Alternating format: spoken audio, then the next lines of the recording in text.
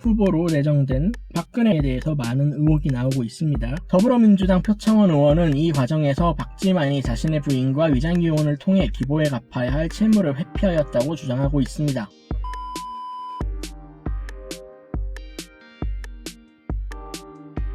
공감 능력, 굉장히 많이 쓰이는 말입니다. 그리고 한쪽 정치 진영의 지지자들이 본인의 도덕적 우월감을 자찬하기 위해서 주로 쓰는 말이죠. 그리고 그쪽 정치인들도 마찬가지고요. 그들이 말하는 공감 능력이라는 것은 발휘될 때 매우 역겹습니다. 그리고 발휘되지 않을 때도 매우 역겹습니다. 이번 영상은 공감 능력이 발휘되지 않아 역겨운 상태에 대해서 한번 그들이 공감 능력을 발휘할 수 있게 정리해보았습니다. 먼저 영상 시작하기 앞서 잠시 숨구멍 틀고 시작하겠습니다. 이후 이어지는 내용에 사용되는 인명, 재단명, 기타, 실존하는 명칭과 인칭에 대해서는 비유를 위해 사용했을 뿐 현 사건과는 아무런 관계가 없습니다. 본 사건은 아직까지 의혹 단계이며 사실관계는 한정적으로 밝혀졌습니다.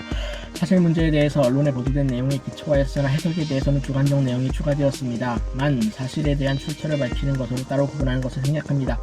자, 이제 시작하죠.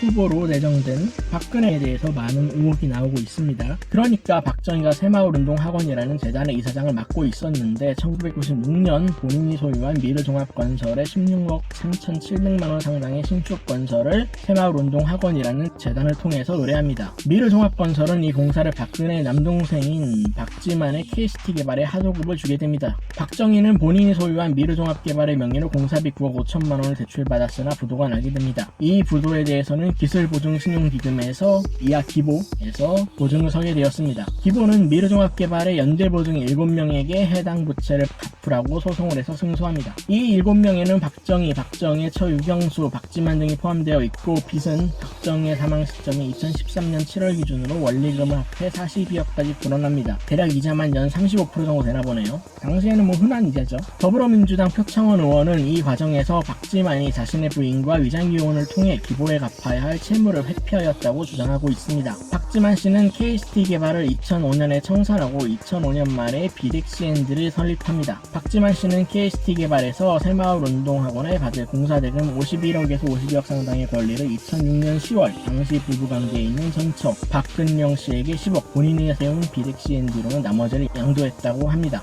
여기에 대해서 표창원 의원은 KST개발이 비덱시엔드로 채권을 양도하는 과정에서 KST개발은 이미 폐업 상태였기 때문에 채권의 양도계약서가 위조되었을 수 있다고 주장하고 있습니다. 여기까지가 표창원 의원이 18일자까지 제기한 의문이고, 이에 대해 박근혜 동생인 박지만의 처 박근령이 기자들에게 호소문을 보내 본인의 입장을 밝혔습니다. 박지만은 신용불량자였지만 본인은 그의 의지를 믿었고 박지만으로부터 10억 상당의 채권을 양도받을 당시 혹시나 하는 마음에 받아들였고, 판결을 받아봐야 학교 재산을 함부로 팔 수 없어 실제 돈은 안 된다는 사실을 알았을 때 박지만에 대해서 실망했고, 박지만의 사업 실패가 겹치면서 2009년 4월 협의 이혼했다고 밝혔습니다. 또한 박근령은 2006년과 2017년 새마을운동학원 재단에 KCT개발로부터 채권을 인수했다며 소송을 했고, 당시 박정희 사후 재단의 이사장 자리를 물려받은 박근혜는 이 사건에 대해 변론을 하지 않아 박근령이 두 차례 모두 승소를 하게 됩니다. 여기서 쟁점이 되는 부분은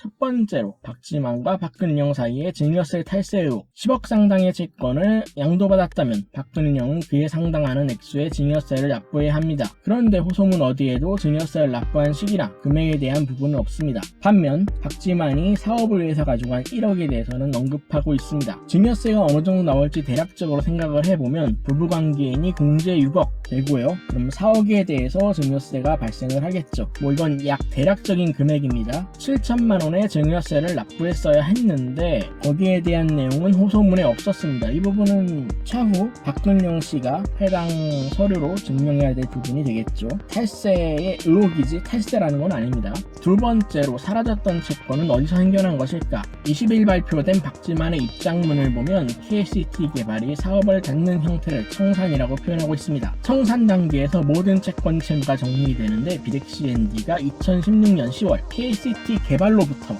KCT 개발로부터란 말이 중요하죠. 채권을 인수한다는 것은 불가능에 가까운 일입니다. 여기에 연결돼서 세 번째로 박근혜의 무변론. 민사소송이 진행되는 과정에서 상대가 변론을 하지 않는 것만큼 상대방에게 좋은 건 없습니다. 그 자체로 무변론자의 반대편에서 채권관계를 주장하는 자의 주장이 모두 옳다는 것으로 인정돼서 승소를 하게 됩니다. 만약 박근혜가 어째서 2005년도에 청산 절차를 마친 KCT 개발이 가진 채권을 2006년 말에 가서야 인수했는지 그 경위가 의심스럽다는 말 한마디, 그걸로 정말 천냥빚을 갚을 수도 있었습니다. 따라서 이 무변론이란 사실 하나가 2019년 현재에도 채권관계를 성립하게 하고 있을 가능성이 높기에 박근혜의 청문회에서 박근혜 가족을 제외하고 이 문제를 다룬다는 것은 불가능합니다.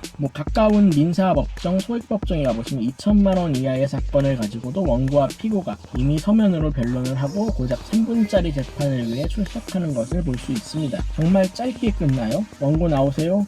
피고 나오세요? 원고 맞아요? 피고 맞아요? 피고 인정합니까? 인정 안 해요? 원고 합의할 의사 있습니까? 없어요? 그러면 판결은 언제예요? 끝! 이게 끝이야. 가끔 속행이라고 이제 한 번 더 나올 때도 있는데 대부분은 이걸로 끝납니다. 마지막으로 박정희, 박지만으로 이어지는 공사의 발주와 수주구조. 이거 법적인 문제가 있는지 모르니 그냥 언급만 하겠습니다. 여기까지 하고 주택 부분에 대해서는 포기했습니다. 캐스팅할 배우가 너무 부족해요. 박정희, 박근혜, 박근영, 박지만 다 써먹었는데 누구 써먹어요? 이래도 왜 이 일이 문제가 되는지 모르겠으면 수라발이 말까?